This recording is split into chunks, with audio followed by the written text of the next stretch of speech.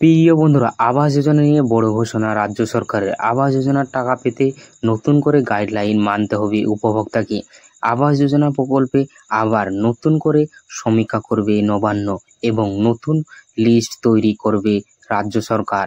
এছাড়া কি কি গাইডলাইন থাকছে, আবাস যোজনার টাকা কবে ব্যাঙ্ক অ্যাকাউন্টে ঢুকবে, বিস্তারিত জানাবো এই ভিডিওটির মাধ্যমে। তো জানতে আপনার ভিডিওটি প্রথম থেকে শেষ পর্যন্ত অবশ্যই দেখতে থাকুন এবং আমাদের এই চ্যানেল নতুন হলে চ্যানেলটিকে সাবস্ক্রাইব করে পাশে থাকা বেল আইকনটি অবশ্যই অল করে রাখবেন পরবর্তী লেটেস্ট আপডেট সবার আগে পাওয়ার জন্য। তো চলুন বন্ধুরা, আবাস যোজনা নিয়ে বিস্তারিত আপডেট জেনে নিই।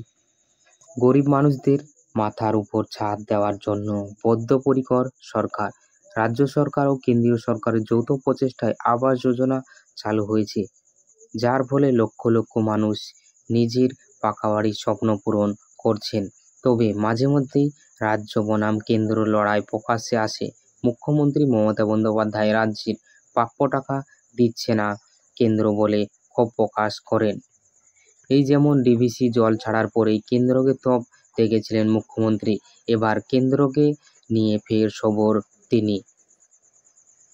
আবাস যোজনা নিয়ে বড় ঘোষণা রাজ্য সরকারের।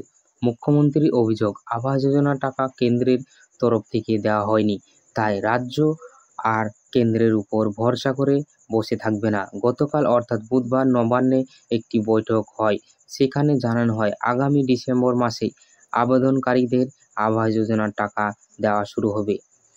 যাদের ইতিমধ্যেই লিস্টে নাম এসে গিয়েছে তাদের টাকা দেওয়া হবে একসাথে।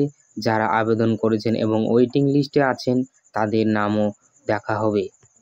কত টাকা দেওয়া হবে, নবান্ন থেকে যেমনটা জানানো হয়েছে তাতে দু দফায় টাকা দেওয়া হবে। প্রথম দফায় 60,000 টাকা দেওয়া হবে, পরবর্তীকালে দ্বিতীয় দফায় বাকিটা দেওয়া হবে। বাসস্থানের জমির ভিত্তিতে টাকার পরিমাণ আলাদা হবে। যারা সমতল এলাকায় থাকেন তাদের মোট 1,20,000 টাকা দেওয়া হবে, আর যারা অসমতল বা প্রত্যন্ত এলাকায় বাড়ি করবেন তাদের 1,30,000 টাকা দেওয়া হবে। কবে ঢুকবে আবাস যোজনার টাকা? এই সবারই প্রশ্ন যে কবে ঢুকবে আবাস যোজনার টাকা।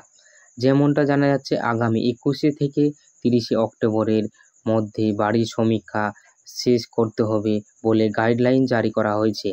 এরপর অর্থাৎ যে 21 তারিখ থেকে কিন্তু আগামী 21 অক্টোবর থেকে 30 তারিখের মধ্যে কিন্তু সমীক্ষা আবারও নতুন করে করতে চলেছে রাজ্য সরকার।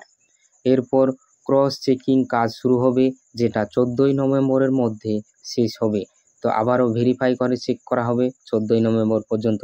তারপর সমস্ত তথ্য বিডিও, এসডিও ও জেলাশাসকের অফিসে পাঠানো হবে ও ফাইনাল তালিকা ওয়েবসাইটে ডিসপ্লে করে দেখানো হবে। এখন থেকে নিজেদের আবাস যোজনা স্ট্যাটাসও দেখতে পারবেন সবাই। তার জন্য অফিসিয়ালি ওয়েবসাইটে গিয়ে অ্যাপ্লিকেশন নম্বর দিয়ে সার্চ করতে হবে। নাম চলে এলেই ধরে নিন আপনার টাকা ডিসেম্বর মাসে ঢুকে যাবে। এক্ষেত্রে বলে রাখা ভালো, 13 ডিসেম্বর নাগাদ জেলা কমিটি থেকে নামের তালিকা অনুমোদিত দেওয়া হবে, আর 20 ডিসেম্বর থেকে টাকা পাঠানোর প্রক্রিয়া শুরু হবে। কারা আবেদন করলেও টাকা পাবেন না?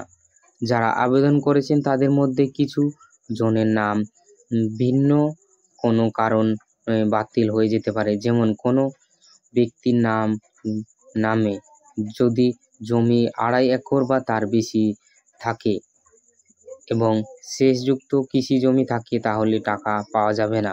এছাড়া যদি 5 একর সেচ ছাড়া কৃষি জমি থাকে তাহলে কিন্তু টাকা দেওয়া হবে না। এখানেই শেষ নয়, যদি 3 চাকার কৃষি যন্ত্র বা 3-4 চাকার গাড়ি থাকলে তাহলে টাকা পাওয়া যাবে না। আর যদি ব্যক্তির মাসিক আয় 15,000 এর বেশি হয় ও ইনকাম ট্যাক্স দিতে হয় তাহলে টাকা পাওয়া যাবে না। তো বন্ধুরা, এই ছিল আবাস যোজনা নিয়ে গুরুত্বপূর্ণ আপডেট। তো বন্ধুরা, আপডেটটি ভালো লাগলে লাইক, কমেন্ট, শেয়ার এবং চ্যানেল নতুন হয়ে চ্যানেলটিকে সাবস্ক্রাইব করে পাশে থাকা বেল আইকনটি অবশ্যই অল করে রাখবেন পরবর্তী লেটেস্ট আপডেট সবার আগে দেখার জন্য। তো বন্ধুরা, ভিডিওটি সম্পূর্ণ দেখার জন্য আপনাদেরকে অসংখ্য ধন্যবাদ।